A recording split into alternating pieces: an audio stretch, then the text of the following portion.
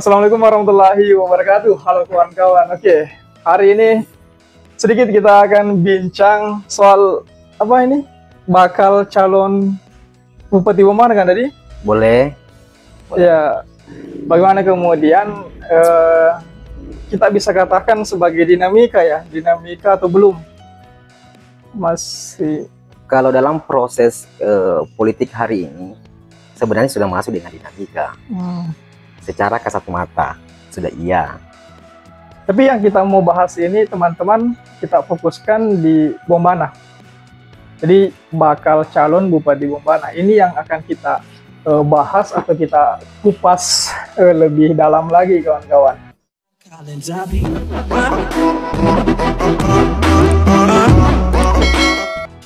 Dan yang menjadi pertanyaan publik saat ini itu perihal genre politik kan Dato? Nah ini genre politik apa kira-kira yang dipakai oleh para politikus Bomana saat ini yang dari kacamata politik tak kita tuh? Kalau menurut kacamata saya, ini berbicara masalah bumi Bomana ya.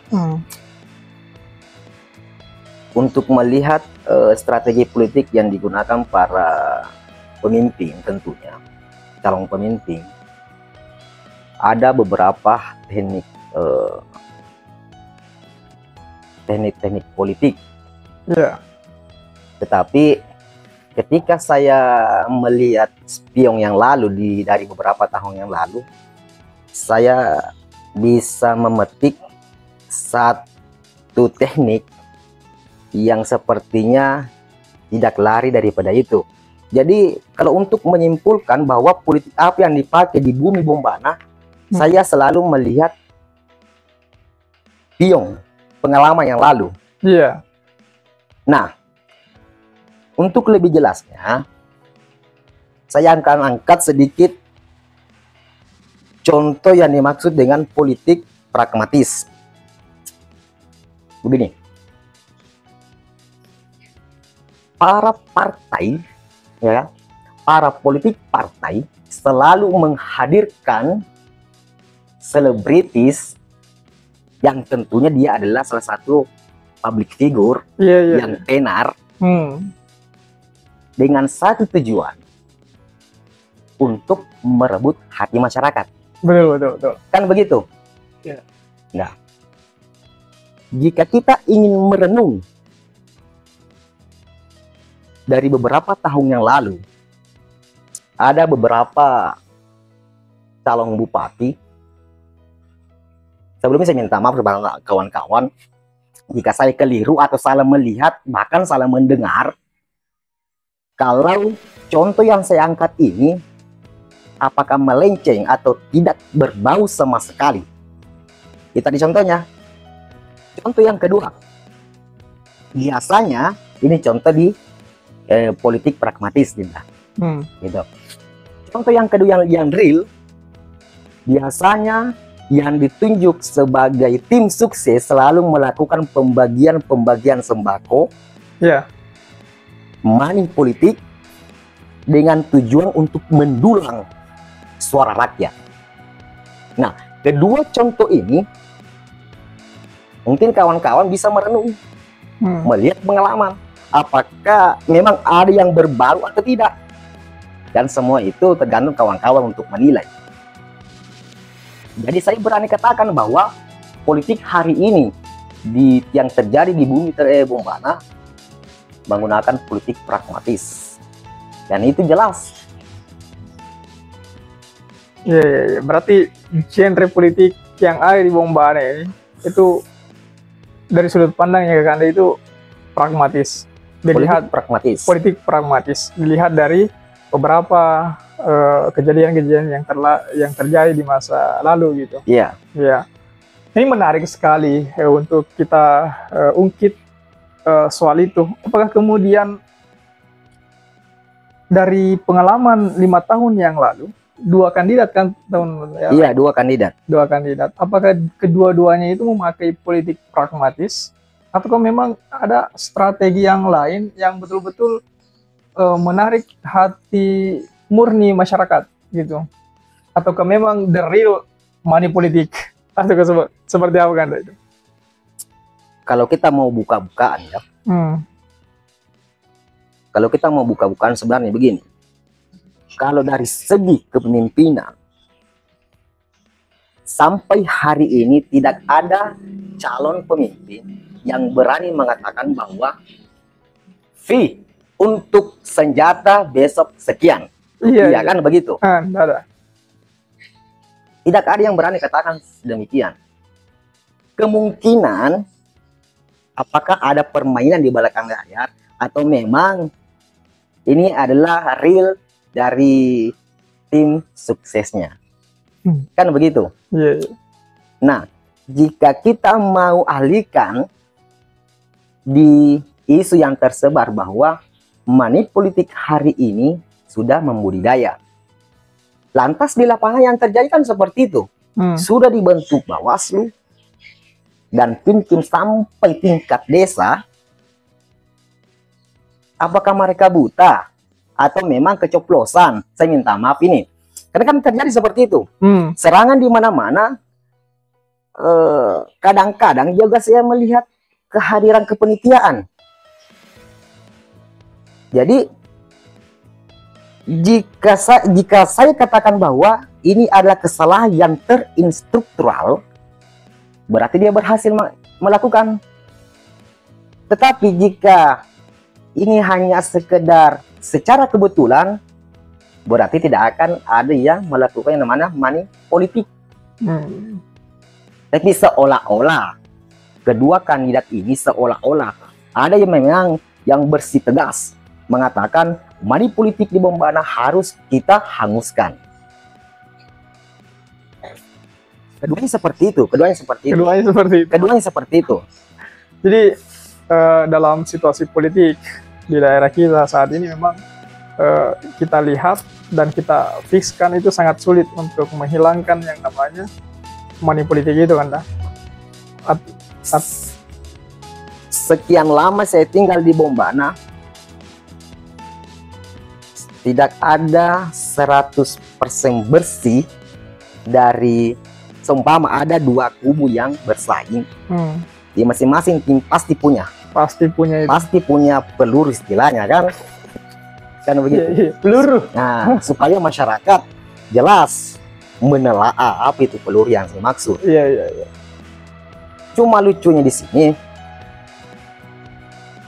yang saya khawatirkan kan masih banyak masyarakat yang sudah berpikir wow toh hari ini, baik dari tokoh-tokoh agama, dari masyarakat awam. Saya mendengar begini, alangkah bagusnya jika kepemimpinan itu, calon pemimpin itu melakukan pendekatan dengan masyarakat dengan satu permintaan. Saya kira permintaan-permintaan itu kan sudah masuk di visi misi calon pemimpin kan. Nah, jika calon pemimpin ini tidak siap dengan dua porsi ini, maksudnya dalam porsi ini adalah dari mental dengan harta, otomatis dia akan caos ke depan. Karena tanpa peluru, untuk hari ini saya lihat, tapi semoga ke depan sudah di bumi hanguskan. Tapi kalau tidak terjadi lagi kenangan-kenangan seperti itu, saya kira politik yang semasuk tadi itu sudah jelas terjadi lagi. Nah, menyangkut masalah ini masih rentetannya sih sebenarnya. Bagaimana respon tak melihat pergerakan para bakal calon bupati 2024 ini? Kita bergeser ini, kan tadi kita bahas masa lalu. Sekarang kita bahas masa depan. Bagaimana respon tak melihat pergerakannya mereka ini, bakal calon bupati ini? Kan pasti sudah dilihat nih semuanya, baliho-balihonya, kemudian isu-isunya. Bagaimana itu Kanda? Sebenarnya kalau untuk menarik benang merahnya, kan belum ada yang bisa menentukan. Ya, belum ada yang bisa. Ini bakal calon. Iya, bakal calon. Cuman masyarakat juga mungkin sudah banyak yang memahami karakteristik kan pemimpin calon yang akan dipilih. Sejauh ini yang saya lihat baik di lapangan maupun di media sosial, sudah ada yang melakukan pergerakan di bawah tanah. Yang kedua, asosialisasi dengan masyarakat. Terus sebelum di apa namanya, pintu kan, sementara kan pengurusan pintu, kan begitu. Sementara cari-cari pintu Nah, mereka. cari-cari pintu mereka. Memang sudah ada calon kandidat yang saya lihat strateginya sudah luar biasa, sudah wow di Poleang. Nah, tetapi yang lain entah ada strategi tertentunya atau bagaimana, apakah nanti mereka akan muncul ketika sudah ada pintu, atau memang menunggu untuk masuk di salah satu di 02. Karena saya lihat banyak muka-muka baru yang terpasang di spanduk. Iya. Apakah mencari sensasi ketenaran untuk masuk di 02. Dan saya lihat semua kandidat itu adalah memang petarung memang. Berarti kalau yang sekarang ini kita lihat sebagai petarung, kita flashback kembali di 5 tahun yang lalu, apakah memang ada salah satu kandidat yang tidak petarung? Karena hari ini kita lihat semuanya petarung kok. Berarti 5 tahun yang lalu ada kandidat yang tidak petarung, Mas. Porsinya begini. Ya. Dua hal yang harus diperkuat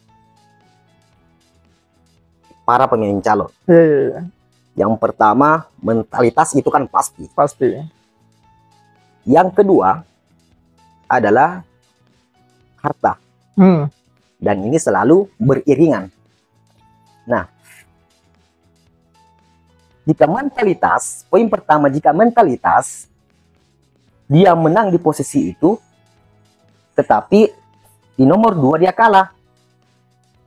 Kosong. Yang kedua, basis yang kedua, mentalitas yang cukup, tetapi harta memadai. Nah, jelas kalau karakteristik masyarakat Bombani yang kita lihat, otomatis di porsi pertama akan kalah. Karena penentu daripada suara itu adalah rupiahnya. Rupiahnya, bukan mentalitasnya. Tapi rupiahnya. Iya. Saya tidak bisa munafik kalau untuk mengungkapkan hal ini, karena kita sudah temui. Cuman kita tidak ada kewenangan untuk menegur. Iya. Kan sudah diatur dalam undang-undang. Iya, betul. Jikapun ada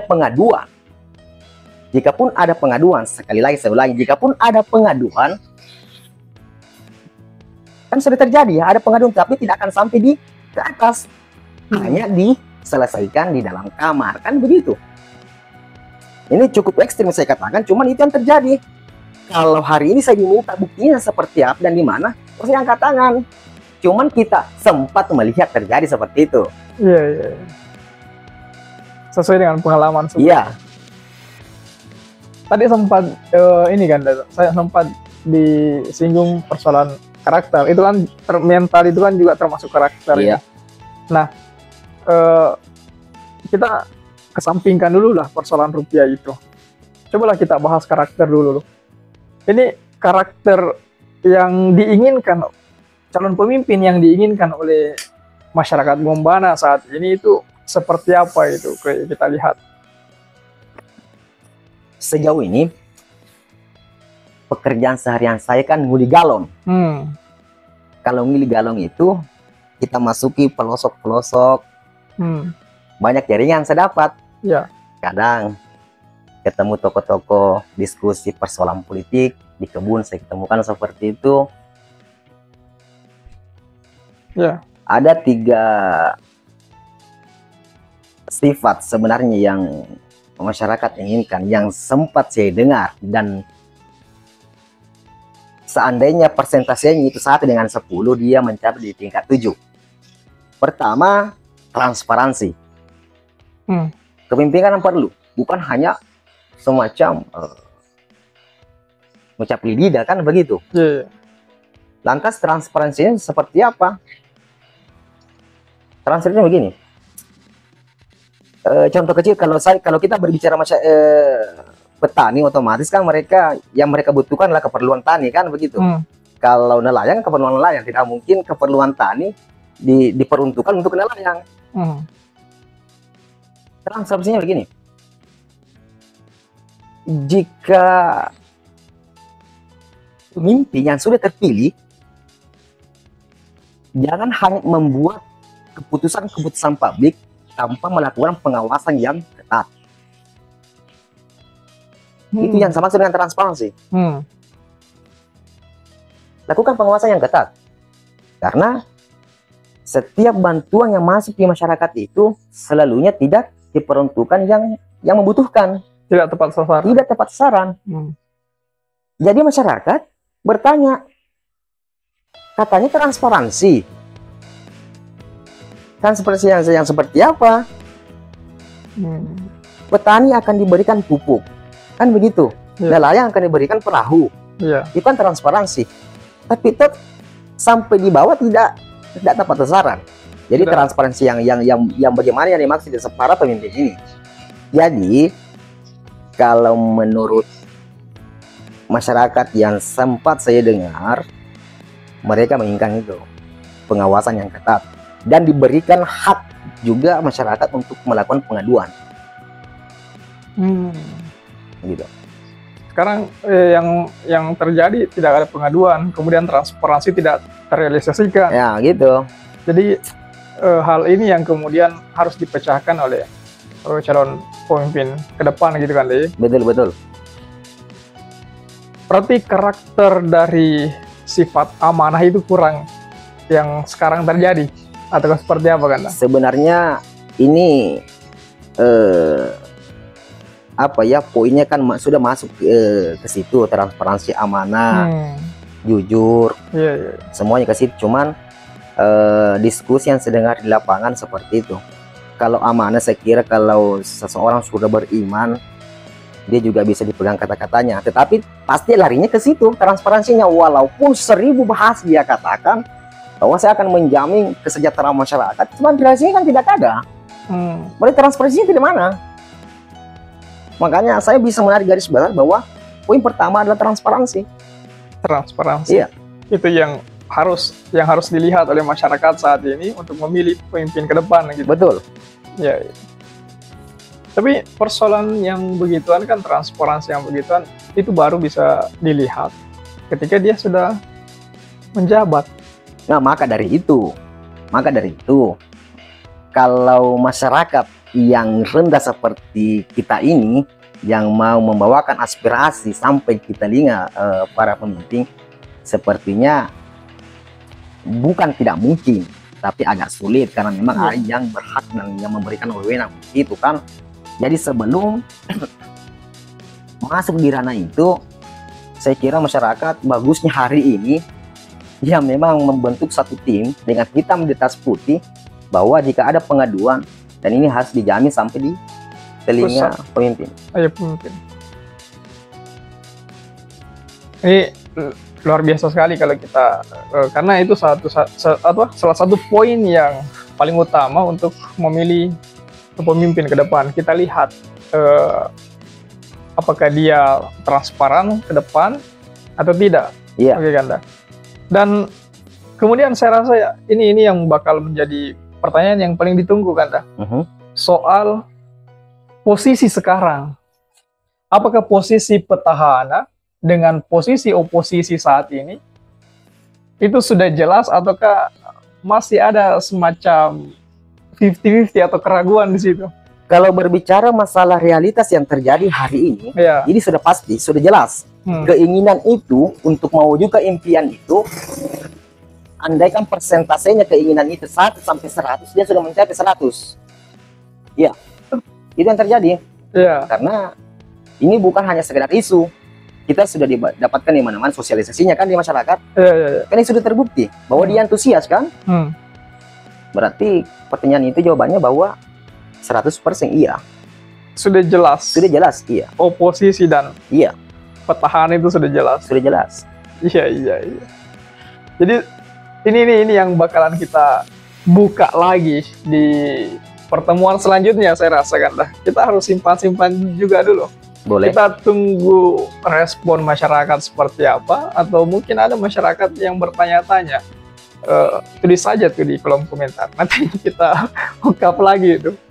Saya rasa seperti itu kan, Dedi. Dan apa masih ada yang ingin disampaikan dulu sebelum kita tutup session pertama ini?